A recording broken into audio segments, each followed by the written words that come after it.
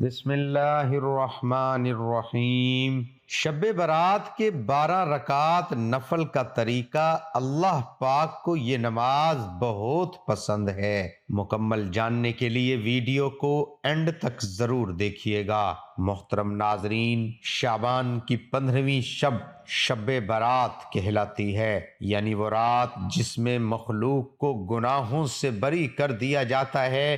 تقریباً 10 صحابہ اکرام سے اس رات کے متعلق احادیث منقول ہے۔ حضرت عائشہ رضی اللہ عنہما فرماتی ہیں کہ شعبان کی 15ویں شب کو میں نے نبی کریم صلی اللہ علیہ وآلہ وسلم کو اپنی آرام گاہ پر موجود نہ پایا تو تلاش میں نکلی، دیکھا کہ آپ جنت البقیع کے قبرستان میں ہیں۔ پھر مجھ سے فرمایا کہ آج شعبان کی 15ویں رات ہے۔ اس رات میں اللہ تعالیٰ آسمان دنیا پر نزول فرماتا ہے اور قبیلہ بنی قلب کی بکریوں کے بالوں کی تعداد سے بھی زیادہ گنہگاروں کی بخشش فرماتا ہے۔ دوسری حدیث میں ہے، اس سال پیدا ہونے والے ہر بچے کا نام لکھ دیا جاتا ہے۔ اس رات میں اس سال مرنے والے ہر آدمی کا نام لکھ لیا جاتا ہے۔ اس رات میں تمہارے اعمال اٹھائے جاتے ہیں اور تمہارا رزق اتارا جاتا ہے۔ اسی طرح ایک روایات میں ہے کہ اس رات میں تمام مخلوق کی مغفرت کر دی جاتی ہے سوائے 7 لوگوں کے: مشرک، والدین کا نافرمان، کینہ رکھنے والا، شرابی، قاتل، شلوار کو ٹخنوں سے نیچے لٹکانے والا اور چغل خور۔ ان 7 افراد کی اس عظیم رات میں بھی مغفرت نہیں ہوتی جب تک کہ یہ اپنے جرائم سے توبہ نہ کر لیں۔ حضرت علی رضی اللہ عنہ سے ایک روایات میں منقول ہے کہ اس رات میں عبادت کیا کرو اور دن میں روزہ رکھا کرو۔ اس رات سورج غروب ہوتے ہی اللہ تعالیٰ اپنے بندوں کی طرف متوجہ ہوتے ہیں اور اعلان ہوتا ہے، کون ہے جو گناہوں کی بخشش کروائے، کون ہے جو رزق میں وسعت طلب کرے، کون مصیبت زدہ ہے جو مصیبت سے چھٹکارا حاصل کرنا چاہتا ہو۔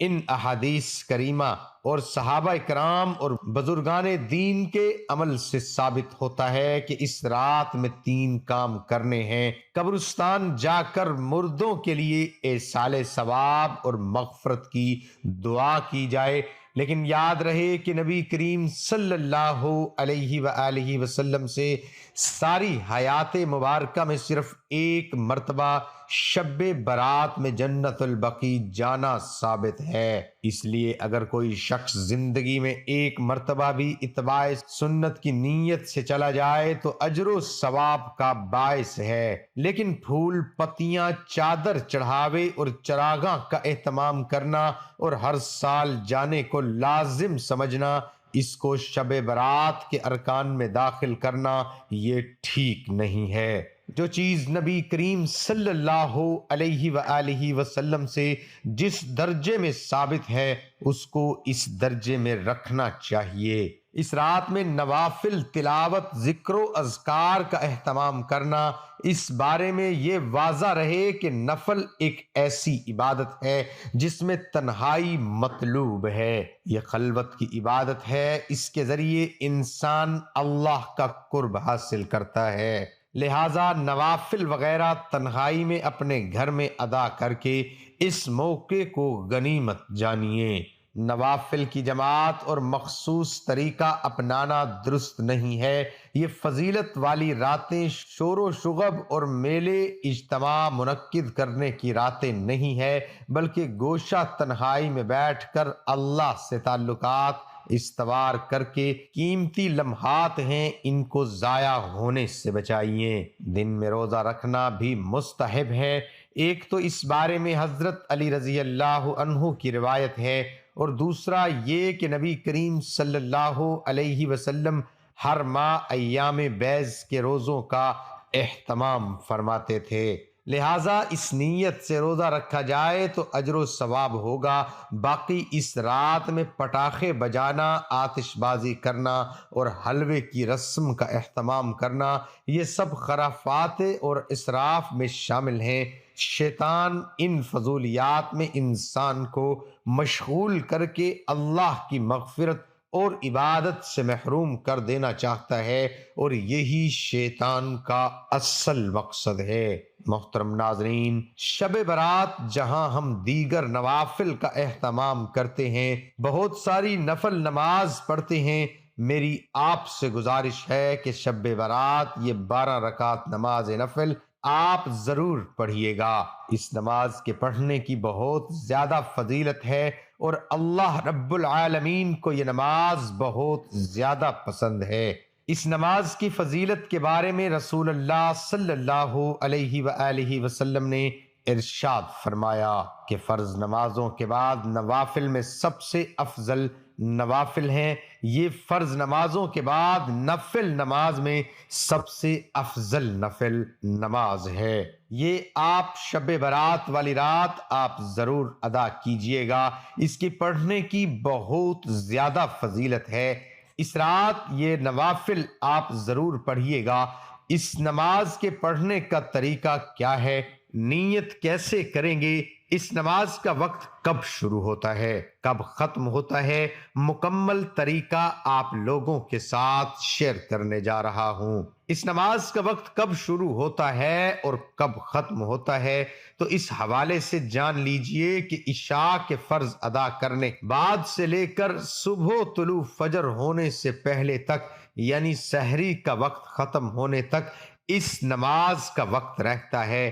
اس پوری رات میں آپ کسی بھی وقت یہ نماز ادا کر سکتے ہیں، یعنی عشاء کی نماز ادا کرنے کے بعد جیسے ہی آپ نے فرض پڑھ لیے تو اس کا وقت شروع ہو گیا۔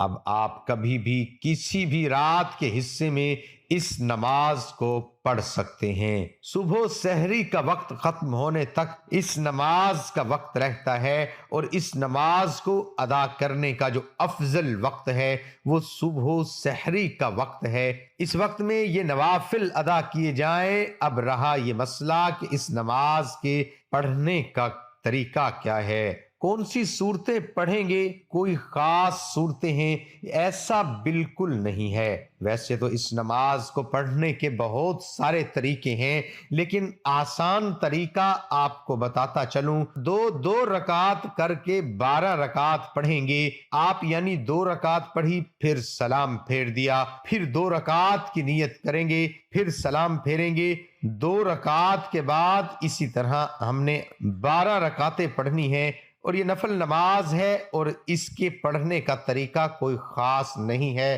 آپ نماز شروع کریں گے تکبیر تحریمہ کہہ کر، اللہ اکبر کہتے ہوئے ہاتھ باندھ لیں۔ سب سے پہلے ثنا پڑھیں گے، اس کے بعد پھر سورۃ فاتحہ کی تلاوت کریں، پھر جو بھی آپ کو سورت آتی ہے، جو بھی سورت آپ کو یاد ہے وہ آپ سورت تلاوت کریں۔ مثال کے طور پر آپ کو سورت کوثر یاد ہے تو آپ یہ سورت پڑھ سکتے ہیں، یا اسی طرح جو سورت اخلاص ہے اس کی بھی آپ تلاوت کر سکتے ہیں۔ جو بھی آپ کو قرآن مجید کا حصہ یاد ہے یا جو بھی سورت آپ کو آتی ہے وہ آپ تلاوت کر سکتے ہیں۔ اس کے بعد پھر رکوع کریں، رکوع سے کھڑے ہو، 1 رکعت مکمل ہو گئی، سجدہ کر لیا۔